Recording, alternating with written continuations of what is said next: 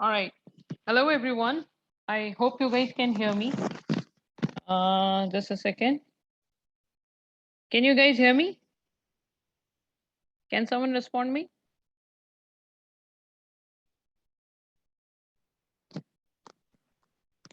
Hello?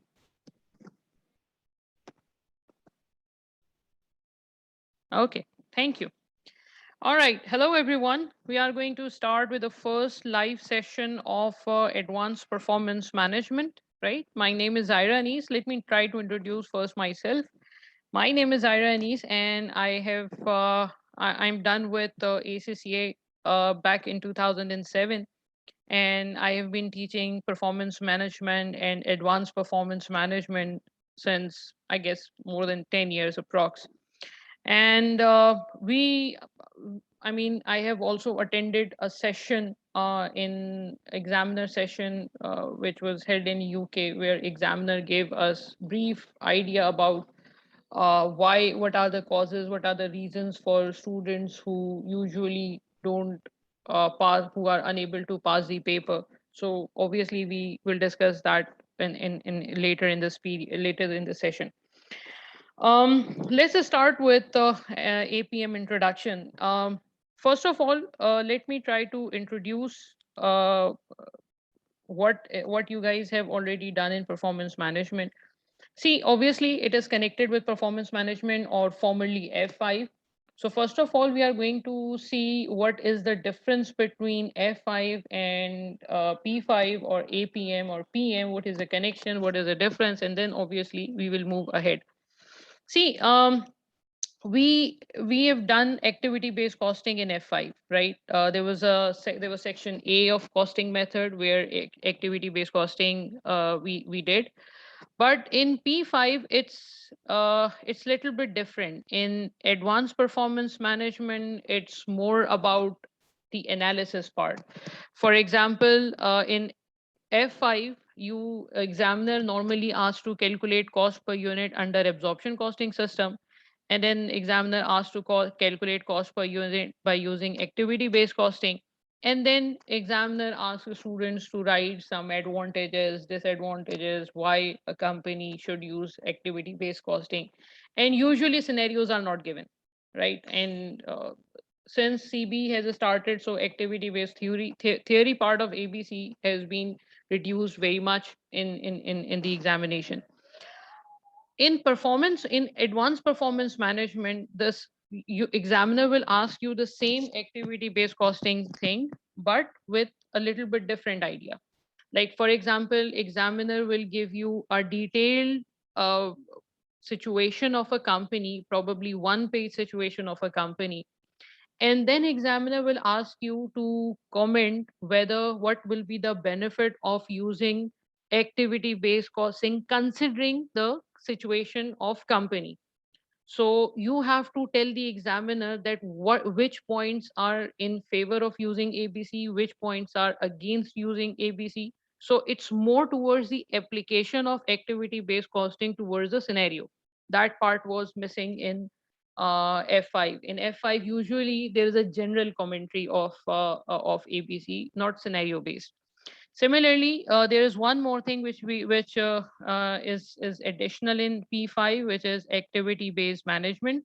This is a new part. This is something which we haven't discussed in F5. That was not the part of syllabus. So ABC, activity-based costing, is the concept is same, but calculations are usually done in F5. So examiner randomly asks you to calculate its cost. It's more towards the conceptual side. It's more towards the theoretical side, the application part, because obviously someone who is at the top level will definitely not required to calculate cost per unit.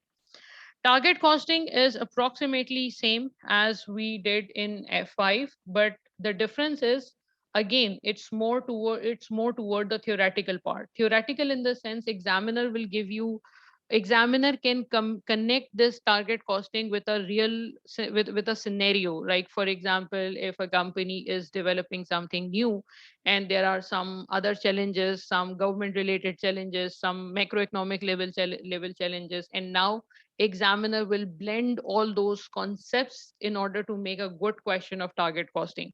So that's basically the difference. It's not just the difference between targeted cost and expected cost. It's more toward theoretical part.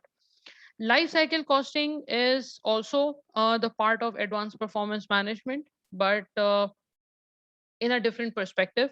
It's usually examined in economic environmental management accounting, EMA, and it's usually examined with respect to with BCG, boost and consultant growth metrics. BCG is something which we have already done covered in previous chapters, but life cycle costing is usually connected with these two in APM paper. Throughput costing, it's not included in P5, and environmental management accounting is included in P5. But environmental management accounting is not, I mean, in F5, the way examiner asked environmental management accounting was more of a general form or a rote learning type of concept. But now examiner will blend this EMA with some ethical issues, with some government related penalty type of issue, with some costing, for example, life cycle costing, for example, activity based costing. So EMA will be, there can be a separate question of EMA, and that will not be a standalone topic, that will be blended with some other topic. So these all are the topics which we have already covered in F5, but in P5, it's more toward theoretical part. See, what I'm trying to explain is there are three levels. Na? There, if you see any company, so usually we go for three levels: tactical, operational, and strategic. So tactical level was F2, that you guys have already covered. Managerial level was the second tier. The third tier is a strategic level. Now you have to understand the concept, and you need to check whether this is applicable in the company or not. So that is basically the concept of APM now. Okay, then we have done performance management in F5. Management is obviously the part of APM, and I believe this is the most crucial part of your syllabus. And why I'm saying it's crucial part, because in APM this will be the part of 50 marks question. It's always 50 marks question. First question examiner asks from performance management, right? I mean, in 99% cases, this is the story.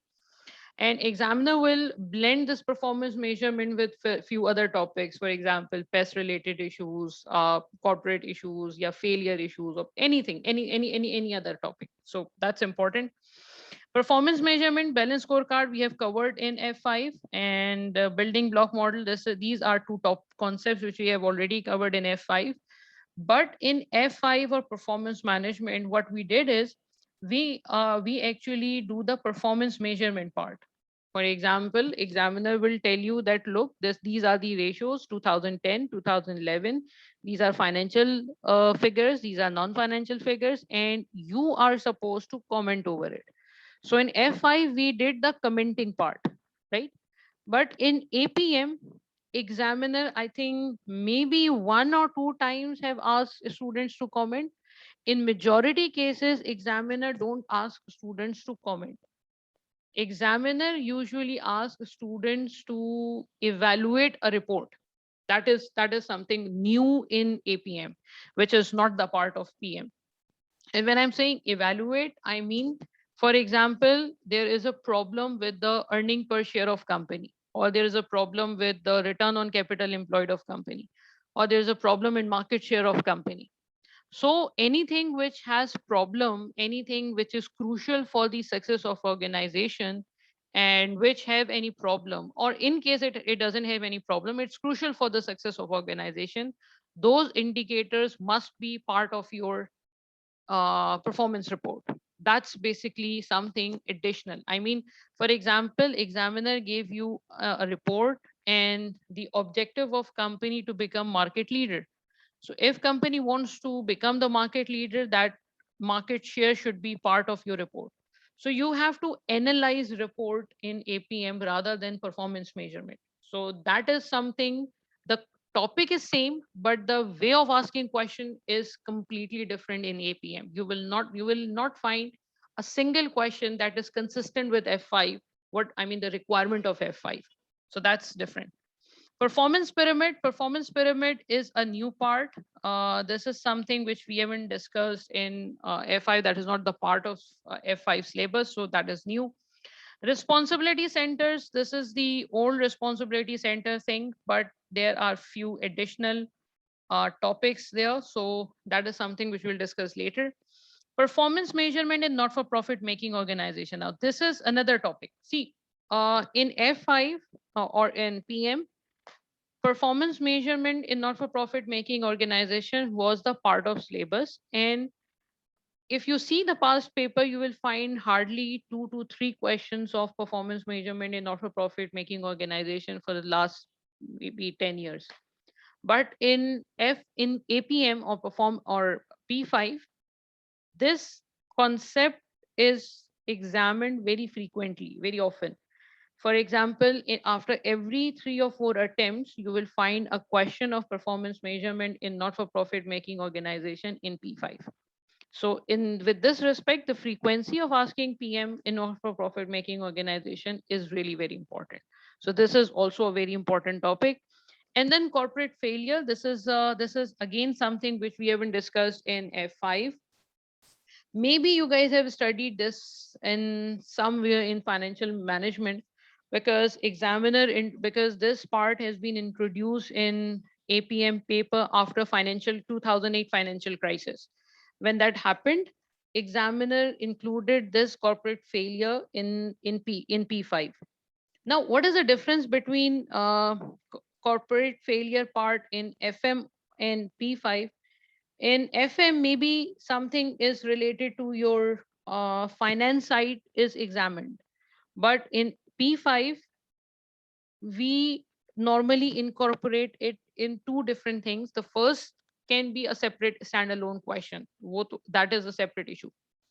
The other part is corporate failure. If there is something, for example, a gearing ratio or cash flow problems, or I mean something is risky going on in the organization, and you think that this can be an indicator of corporate failure, then that indicator should be present in your performance measurement report. Because if this is not present in performance measurement report, then that means we are hiding something from the upper management.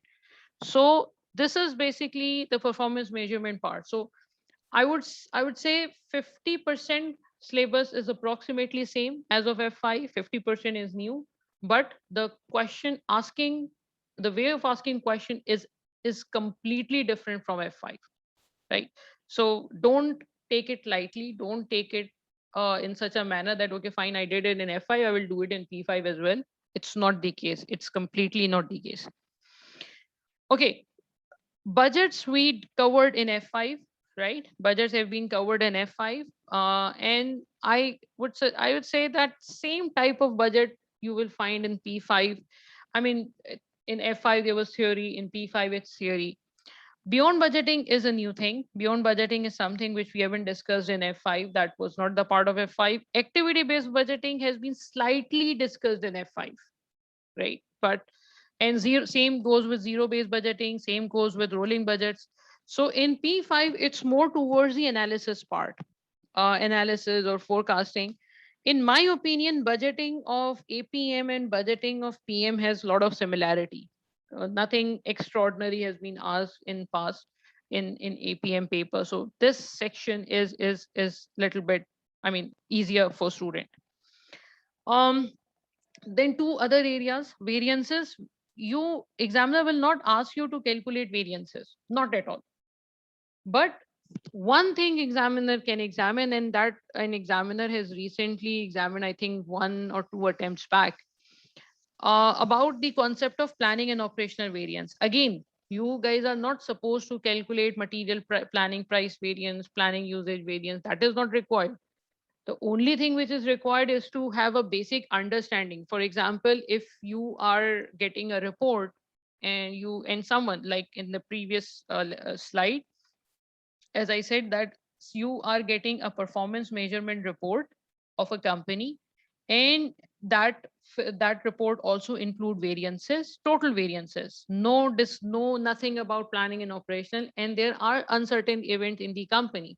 So as a critical analysis part, you should be able to point that out, that look, variances are given in the question, we must split into planning and operational variances, and then a little very slight calculation you examiner may ask you to do. So I would say variances are not included in APM, but knowledge of APM is important. So at that time, it's really very important to recall if variances are applicable or not in a specific scenario. So I believe you should not exactly revise the whole formula of AP of variances, but just a simple revision of what the planning and operational variances are without the calculation of those topics. Risk decision making, risk and uncertainty, and pricing, these two decision makings have been examined in past. Typically risk and uncertainty is really very important. You will see, I mean, this is very frequent in past examination paper. This can be the part of question one. There are so many times that examiner included risk and uncertainty with question number one. So risk and uncertainty is really very important. That includes probability, that includes combined probability, that includes maximax, minimax. I mean, all those things which we have discussed, that include everything. Pricing decision, this is something which I believe that this is not very important now, because this has been examined. I think last time the examiner examined in 2010 or 11. After that, examiner there was no question on pricing. So I believe risk and uncertainty is really very important, along with the theoretical part. Risk and uncertainty, calculation and theory, both are important, but pricing decision, examiner, I believe it's the part of syllabus, so you should cover it, but it's not very important. So these are basically few things which are connected with PM. So all of these topics which are connected, which are common in APN and PM, the context is same, but the way of asking question is very different. So if you see PM question and if you see APM question at the same time, you can figure it out. What is the difference? F5 question paper will be of half a page, maybe maximum 1 page, but PM is not that easy. PM scenario of PM is usually a very diverse kind of scenario. So that's basically the difference. Now, requirement of APM are usually, now this is something which I want to discuss. See, this is something which usually students are unable to do properly, evaluate part. See, the one very common reason of students who fail in the paper is that they don't understand this concept of evaluation. If examiner is asking me to evaluate something, now this is upgrading thing. The evaluate term, examination work, verb evaluate has not been examined in F5. I have seen anything relating to evaluate a certain situation in F5. It's typical P5 examination term. Evaluate means, see, if examiner is giving you a scenario, so you have to read that scenario, you have to understand that scenario, and you have to figure out what is the good part and what is the bad part, what is the something which company should not do. And if there is something good in the company, you have to justify that why you think that this is rightly done by the company. For example, if I'm giving you a performance measurement report and a market share is there, so I have to justify that, look, since market share, uh, since the company's objective is to become the market leader, therefore market share should be present in the performance measurement report. That is the good part, right? We are accepting that thing. But and if you think that something which is also important, sorry, if you figure out something which is which should be replaced, or which should be um I'm not getting the correct word, which should be changed, which should be replaced. So that means we are not satisfied with what is given in the scenario. So we also have to justify that why we think that this is not correctly done by the company, and then we have to recommend something that what should be done, what can be, what improvements company can do. So evaluation means you have to justify each and every step. And students, this is a very common and very, very frequent thing which examiner write in its report, that the students are unable to justify their answer properly. I will give you the example of how you are supposed to justify this in later in this session. Then there is one another thing, which is recommendation part. That is also the part of F5, but mostly it's the part of P5. You are supposed to advise, you are supposed to give some recommendation, but again you have to justify why you think that this recommendation is good, why you think that this should be done. For example, let me give you a very simple example. For example, if market share is given in performance measurement report, and someone asks you to recommend anything, any additional information which should be the part of this report, and I'm saying, look, relative market share, you should also mention relative market share. Relative market share means, if we have 5% market share, what my biggest competitor, what market share my biggest competitor is having. So, and I have to justify that. I have to justify why I am recommending relative market share. So if you are not justifying this, your answer, that means if 2 marks have been dedicated for this part, you will just get hardly 0.5 marks or maximum 1 mark, not more than that, because you are unable to justify this. So you will get 25 to 40% marks without justification. That's something which the students usually miss out. And then assess the current situation. You have to give the examiner the idea what the company is doing, again with justification. So justification is really very important, and that is something which usually students lack in their paper while writing the answer. How we are going to cover advanced performance management system, APM, in our in this coming semester.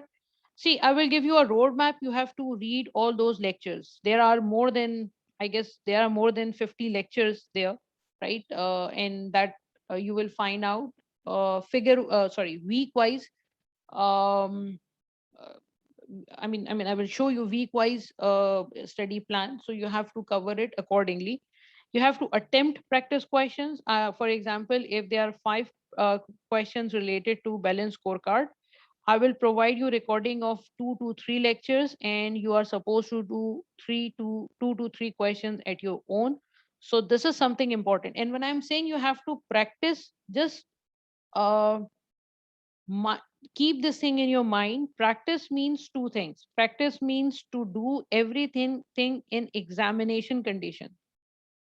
Examination condition in the sense, for example, if that is 25 marks question,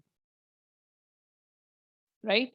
So you have to do it in 2 point multiply by 24 minutes. You have to do it within this time period.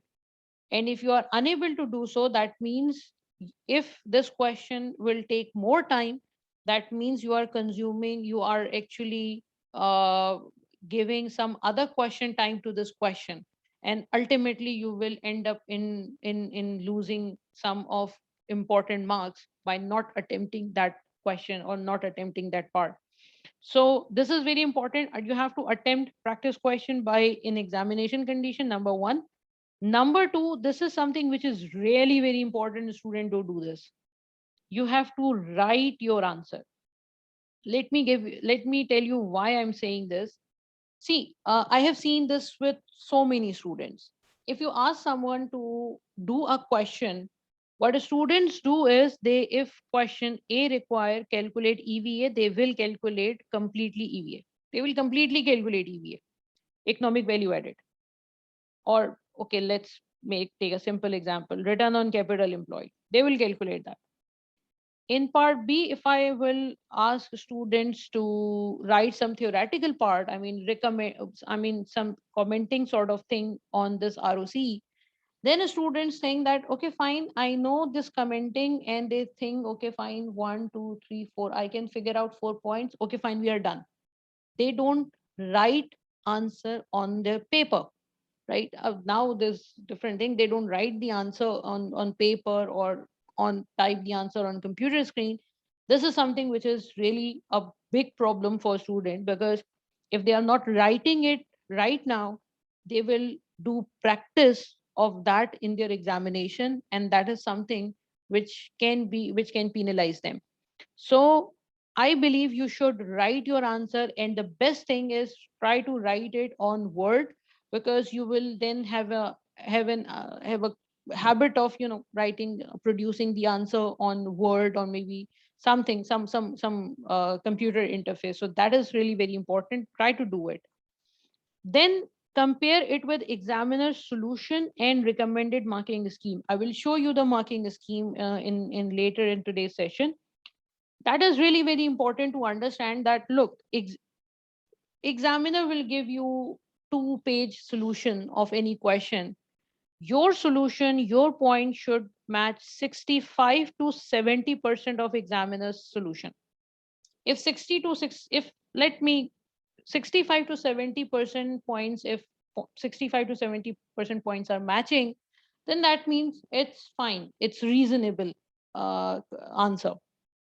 More than 70% would be good, but 65 to 70% is a good answer. A good answer in the sense satisfactory answer, right? And then you have to check whatever you have written in your answer with the examiner marking scheme. So for example, if there are 6 marks allotted for a specific part, 2 mark for 1 point, 2 mark for second point, and 2 mark for the third point. And if you have missed 1 point, that means you will get 4 out of 6 marks in the question. And we will do practice of this in live sessions for the coming 4 or 5 live sessions, which we will do practice how to identify the marks. So this is something which you have to do. And then you have to check examiner's comment on that question. Now this is very important. See, we know, for example, if for example, if we get an information that Samsung mobile company, Samsung profit increased by 40%, that 20%, that means we know that Samsung performed well because its mobile product increased its profitability by 20%. But if someone else will tell you, look, overall industry, other companies in the same industry increase their profit by 40%, so obviously this performance is not good. Similarly, if you did a question right, correctly, and everyone else did the same question correctly, that means it's a good performance.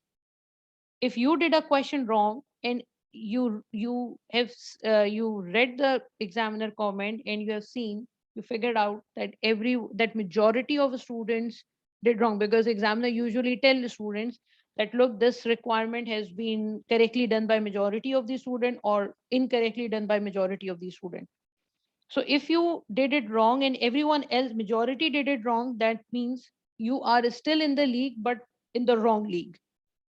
But if you did something correctly which everyone else did wrong, that's basically where you are different from the others. So try to understand. I mean, what I'm trying to communicate is, don't get disheartened if you are unable to match some specific numbers. Try to see what other people did, and if that is done wrong, that is wrongly done by majority of the people, that means that question was tough, that question was difficult, that question was tough. That's why, uh majority means out everyone in the whole world, globally, everyone did it wrong, and you also did it wrong. So you should not break your confidence in that case. You should try to overcome that, and the best thing is that try to not to repeat that mistake. That's really very important. So these two steps are usually not done by a student. Even if they failed this APM paper 5 times, 6 times, they don't do this. They don't I have never seen students to study the marking scheme. I mean, marking scheme is what you, for example, you are in a company, you are and your manager said that you will get bonuses for your performance, and you start working very hard for the company, and you don't have any idea on what grounds bonus has been set, and so ultimately you will end up losing your bonus. So in the next attempt, again you started with the same thing, and still you don't know on what basis a company is giving you bonuses, then it's your stupidity, right? So if you are this is the bonus which you are getting, this is the reward which you are getting, and you don't know on what grounds examiner is allotting marks, that means you don't know what to write actually. So in that case, obviously, you will end up losing some very easy marks. So that's basically what I'm trying to say. And then this part will give you an idea of where you are standing with the majority or the minority. That's really very important thing. All right. This is something which we how we will cover. The first week is, I would consider this is a warm-up week, first week, because now you have 8 weeks left for your paper. So first week you have to cover these three topics. This is a very simple week because all these topics are common in F5.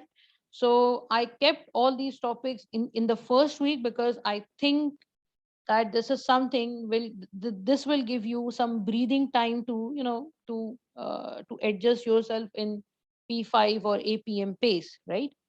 And the second and third week is going to be very crucial for you. I mean, apparently these are some these are six topics, but you have to cover this in 2 weeks because this, all questions which are included in second and third week are question number one, which are usually 50 marks question. So in second and third week, you are supposed to cover the most important part of your APM syllabus. I am keeping this at the starting of the paper because syllabus, because I think you should, in case in case something happened with you, something you are unable to cope up with the pace, you still have time to cope to adjust yourself. But in case you do this, the second and third week work at the end of your syllabus, definitely there will be I believe that there will be a time pressure, there will be something you will not be able to control in that case. So I think second and third week would be very crucial.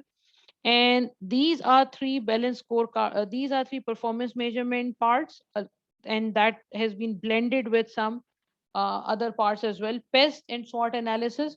Now, one important thing, one more thing. See, we have discussed pest in past, we have discussed SWOT analysis in part. This is something which you guys have covered in F1, which was F1, F2, F3. F1 you have covered. This is something which you have also covered in some business SBL, I guess. But here we have to study this with respect to performance measurement. And that means what? That means uh, if I'm saying that you have to analyze performance measurement report with respect to pest analysis, that means political factor, there should be an indicator in your performance measurement report that is representing political factor, that is a proxy of political factor. There should be a proxy of environmental factor, and then social, and then technological factor. Or SWOT analysis, strength, weaknesses, opportunities, and threat. So what are these SWOT, perform some SWOT analysis and then analyze it with respect to performance measurement. So that is really very important, that you have to connect both of these things with performance measurement report or the performance of company. This is new. There is again one thing which the student, which examiner usually what I would say, complain with the student, that student think that pest and SWOT analysis or the other theories like BCG, which are common with the previous papers, examiner complain that a student think that these theories are attempted in a very similar manner. They used to attempt in a very similar manner as they did in the previous paper. But in this paper, it's connected with the performance measurement. It's connected with the PM part. So that's basically the difference. So it's 80% same, but the way of writing the answer is will be different in this case. Fiscal and monetary policy, this is something which usually students cover. I mean, this is not a big deal. And other part of theory of APM with PM, with performance measurement. This may include some sampling methods, BCG, or maybe some ethical issues. So that everything has been blended with performance measurement. So second and third week is going to be very crucial. Try to keep pace accordingly. Fourth week, we will start with the quality, right? This is Lean and Six Sigma. I think I have wrongly included it here. It should be after responsibility centers. Okay, recap of responsibility center. This is connected with F5, right? ROI, you guys know. RI, you guys know. Economic value added is something new. That is a completely new thing, and that is an advanced version of RI. So this is important. Its calculation is important as well as theory part. Both are important.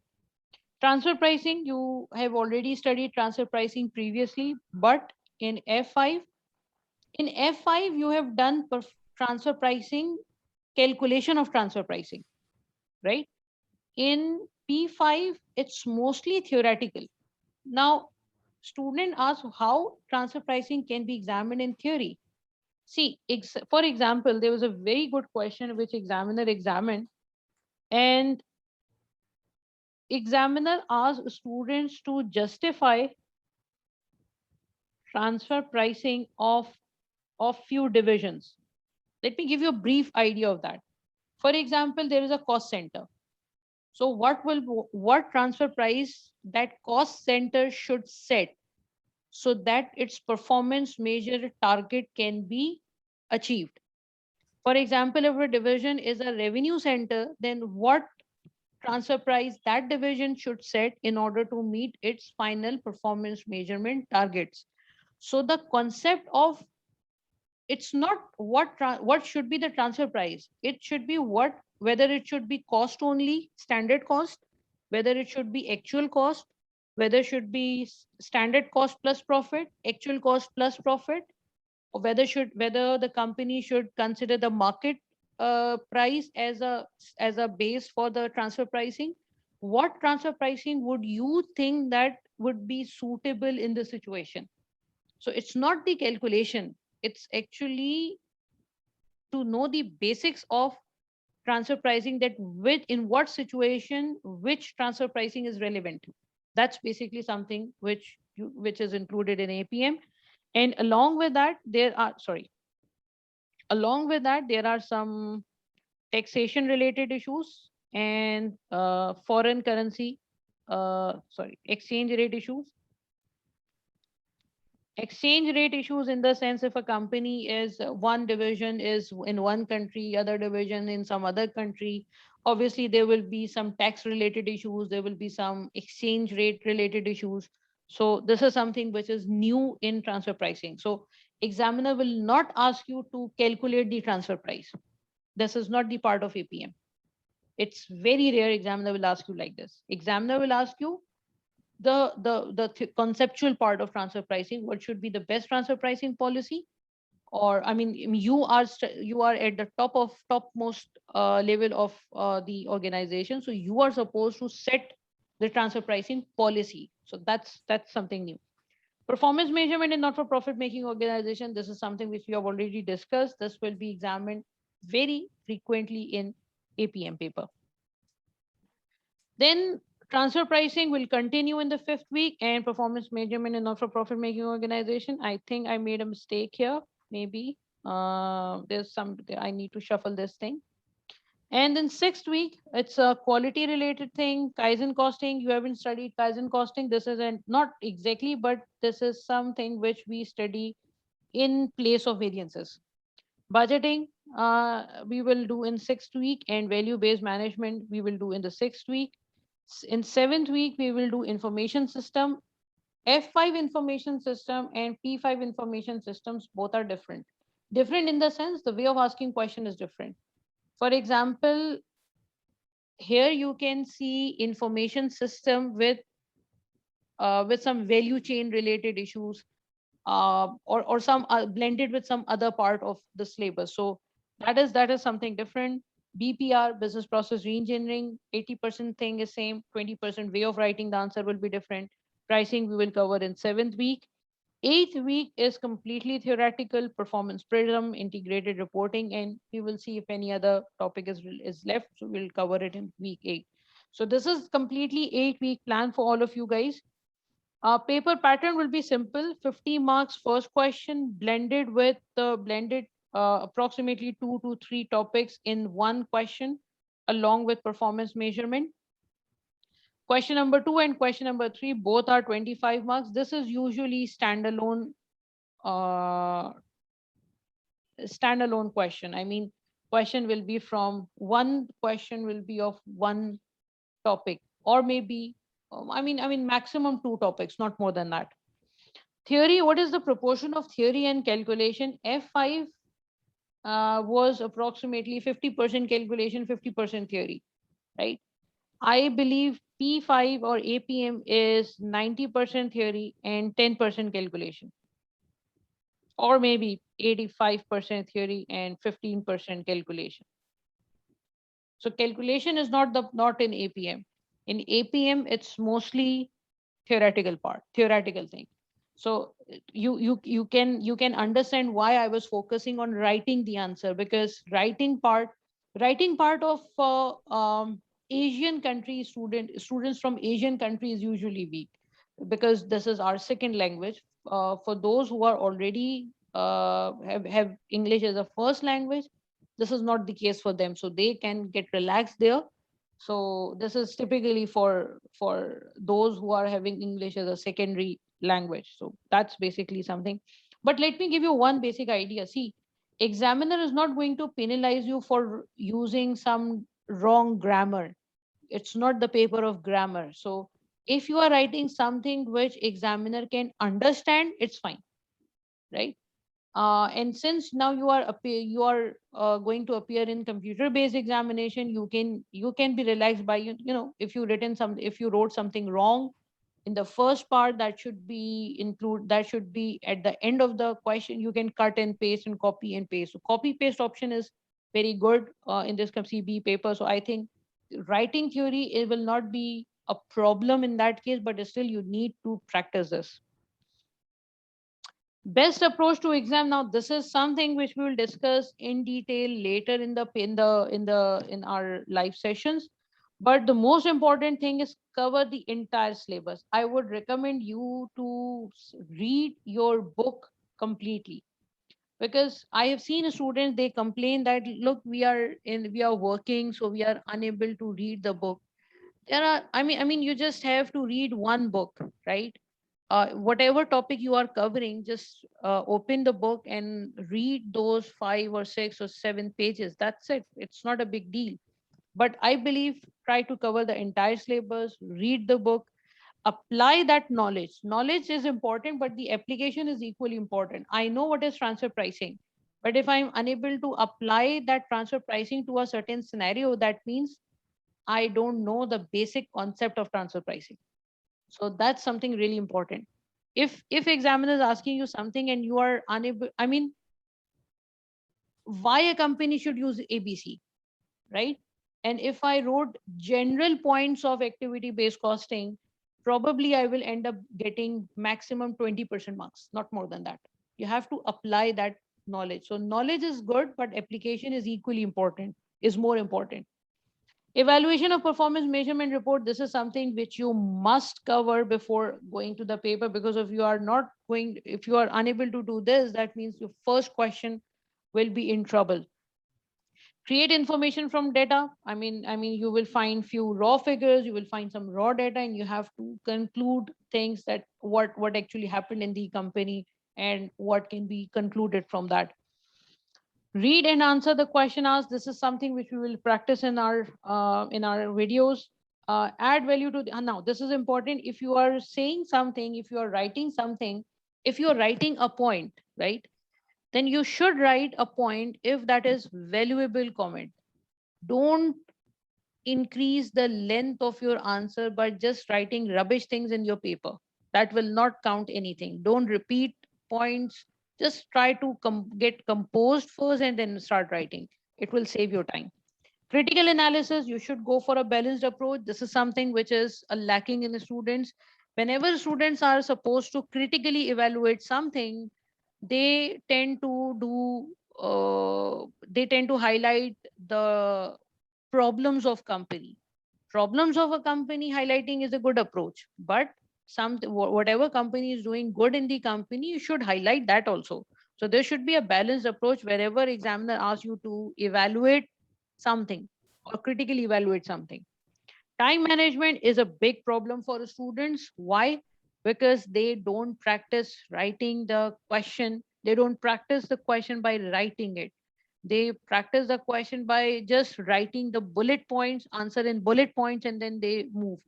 Because when, for example, if you wrote 25 to 30 questions, then automatically you know how to write it. Your speed will increase and that will save your time. Don't write rubbish things, that will save your time. So time management is important. Usually student complete 90% or 85% of their syllabus in paper. They are unable to attempt 100% paper just because of the same reason. Maximum marks approach means you should try to go for maximum marks. There are few areas which students think that, I mean, for example, if someone is saying that this is the situation, and there are few times when a student think that they are writing very childish kind of thing. I mean, this is the basic thing, but sometimes examiner usually ask those basic concepts, ask those basic things. So try to cover maximum questions, maximum marks which are available there. Now, this is something which I want to highlight for APM students. I don't know if you guys have this idea or not. There was a requirement, and there are so many times when examiner give you this thing as a part of the question. And there's a CFO or CEO maybe. She said, I don't want to know how to improve the actual performance of the business. That means this is something which is examiner is asking students not to write. That is the job of the operational managers. Nor do I just want a list of suggested performance measures. Okay, this is also something which examiner doesn't want to know. Instead, I need to know why these performance measurement will help to improve the performance of soup. Why you think that some indicators, we don't know what are these indicators, what are those indicators. You have to connect it with the approach that why you think that if we include something, if we include that performance indicator, that's going to improve that's going to improve the performance management in the company. So that's something which is required. In these kind of situation, student usually do this. Something which examiner don't want you to do, student usually start doing the same thing. And this will this irritate examiner. That's something which is not required, that is explicitly examiner said that don't do this, you are doing the same thing. So these type of things you will find often in very often in the examination paper, when examiner will tell you that look, do this and don't do this. So try to follow those instructions. And this is something which I was saying that examiner will give you marking scheme at the end of its answer paper. So 1 mark per relevant point. Irrelevant point will not earn any marks. No marks for list of new measures without justifying why they would be beneficial for the company.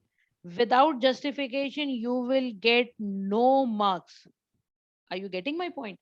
But I was saying that justification is required. You have to justify everything. If you are not justifying, no matter how much you have written, you will not get a single mark. And then students say, I wrote so much, I don't know why I flunked. This is the reason why you flunked.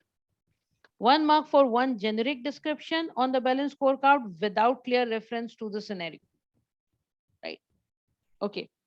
And then 1 mark. I mean, this is something which you will find at the end of each paper. So you can give yourself marks, how much you got out of 10 or maybe 20.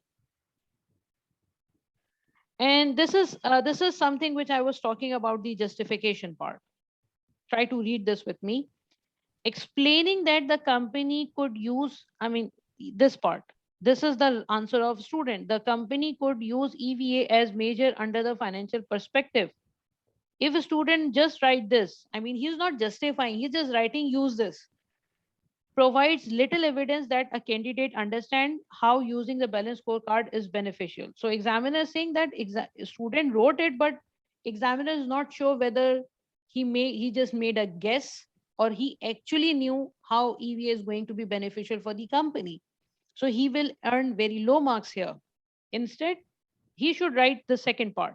However, to score well, a candidate could explain that the approach, this thing should be written in the paper. The approach aims to ensure the long term success of the company. EVA aim approach is basically the EVA which you have recommended earlier, but you haven't justified it. Approach aims to ensure that the long term success of the company, and using EVA would be an improvement on using, say, ROC, for example, compared with ROC. So I just provided you why I think that EVA is a good option, because that will give you, that will ensure the long term success of the company. If EVA is improving, that means my long term performance is improving. So this is what do I mean by the justification. Just don't write the answer, write it with justification. That will earn marks. That will satisfy your examiner. All right. Acha, these are the sessions which I will conduct, live session which I will conduct. 15, we will conduct it after every 15 days. 15th October, 29th October, 12th October, and 26th October. So I will conduct these 4 sessions, and timings will be same as of today, 8 p.m. to 9 p.m. and Pakistani Standard Time. Right? All right, so that's the end of the first basic live session. If you have any question, you guys can ask.